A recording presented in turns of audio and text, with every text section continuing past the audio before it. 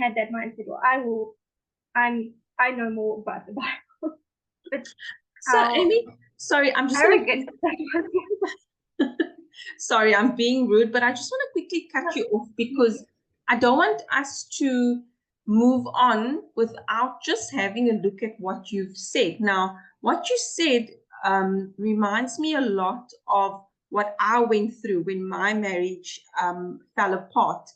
And a lot of the time we look at it as a spiritual battle, but something I learned was that that the Lord needed to open my eyes to show me that I was not putting him first in my life. I was so focused on my marriage and my family, and I had kind of put him, somewhere else. And now that I look back, I know that, he allowed all of that to happen because I had a testimony, to share that, he restores. And now I can clearly see it happening in your life because you wouldn't be here sharing your testimony.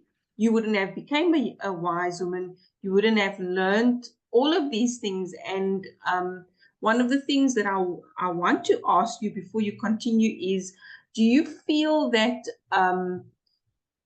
how do you feel if the marriage, because this is what Alina is here sharing, that basically she came to the ministry and got involved and got into the resources when we would say our marriage fell apart, but in her case, she was going to get married and that fell apart. So basically, your engagement fell apart. I mean, I don't know how many days before the wedding. Maybe you can share that with us. That would be quite interesting. Maybe share with us how many days before the wedding, things fell apart. And also, how do you feel today about, okay, fine, you didn't go ahead with the wedding, but how do you feel? Do you feel like there was definitely a purpose in that? I think so, because that's what you were saying. So yeah, please share.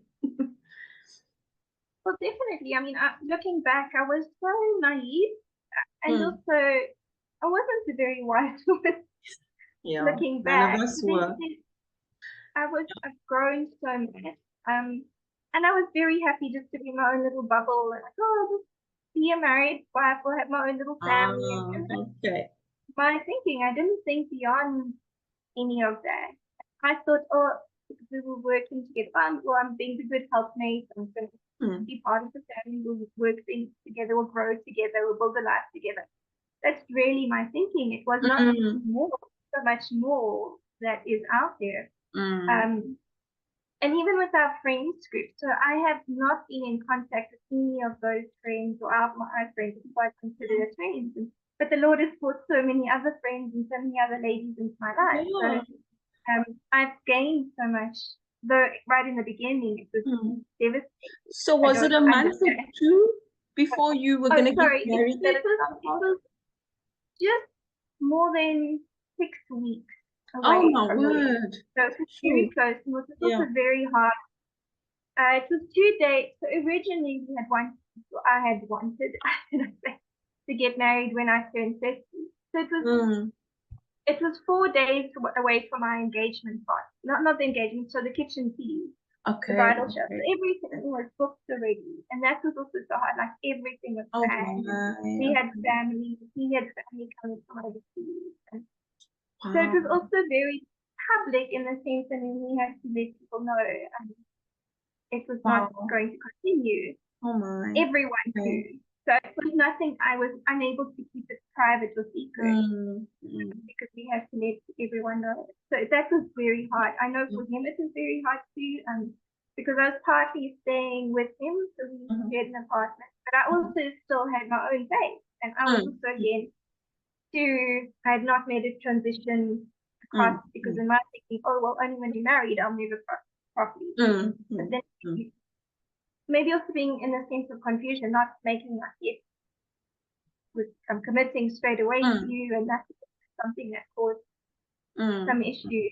So that was really hard. Then I had to pack up a few days before my 50th birthday. That originally, as I wanted to get married, but we had pushed it out to accommodate for family.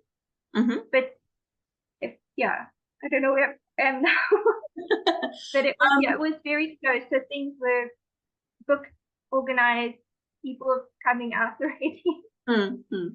Now I'm just keeping an eye on our time because I don't want this podcast to be too long. But thank you. I think you sharing that it was 6 weeks, and with all the people that had already come over, I can only imagine, because a lot of women, when we go through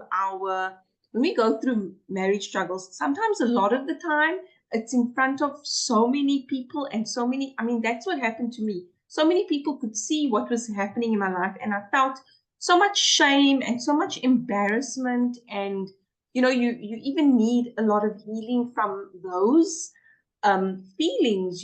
So can you maybe speak to me about how do you feel now, like looking back, knowing that so many people knew what was going on? How do you feel now? I mean, I'm sure you feel so healed, but yeah, just share how you feel now after everything. I mean, it's been how long now, Alina? Has it been a few years since you spoke about 2 years? Okay, so it's been 2 years on. So tell us a little bit about more than 2 years.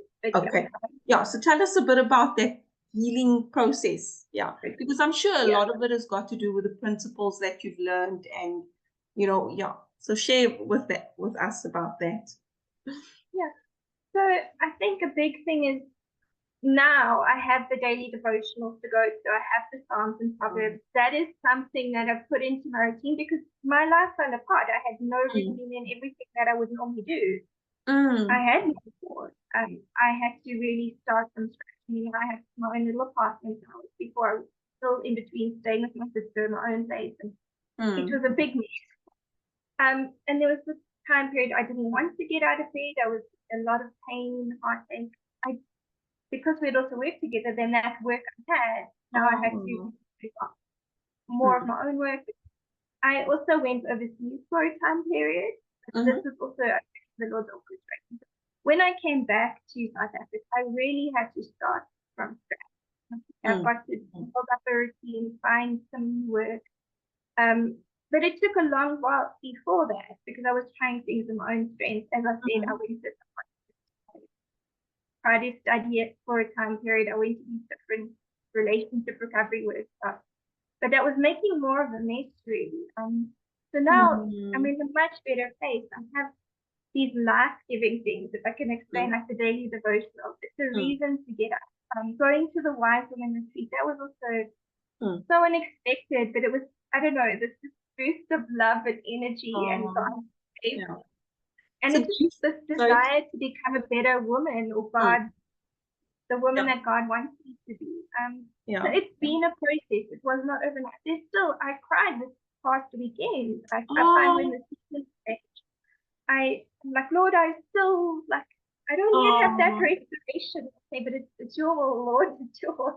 So there are still moments when I cried because I'm still in the same place, in the sense that I'm in the same town or the same area. I still travel to a lot of the same places that are so familiar. There's all those memories. So that is still there, that I'm confronted with all the time. But I do feel that I'm becoming a much more newer person, and God has done so much good work in me. That's where I'm now. But it's been a journey. I still have to forgive. There's times when I get angry. Yes. Forgive. So I hope that answered. Yes, you did. You answered me so well. You really helped me to understand where you're at. And I'm glad that you shared that this past weekend that you cried, but I'm sure it was in a different way because you cried out to him, and of course, I'm sure you have those feelings that, I could have been married now. I could have had my child in my arms now, I'm sure those are, the thoughts and the flashbacks that go through your mind, those are the thoughts or your thought processes. But at the end of the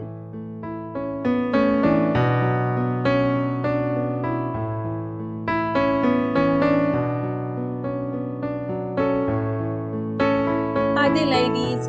Please come and visit us at hopeatlast.com. Click on blog where we share daily praise reports, ministry information, lessons, and ministry resources. You can sign up to receive our daily newsletter.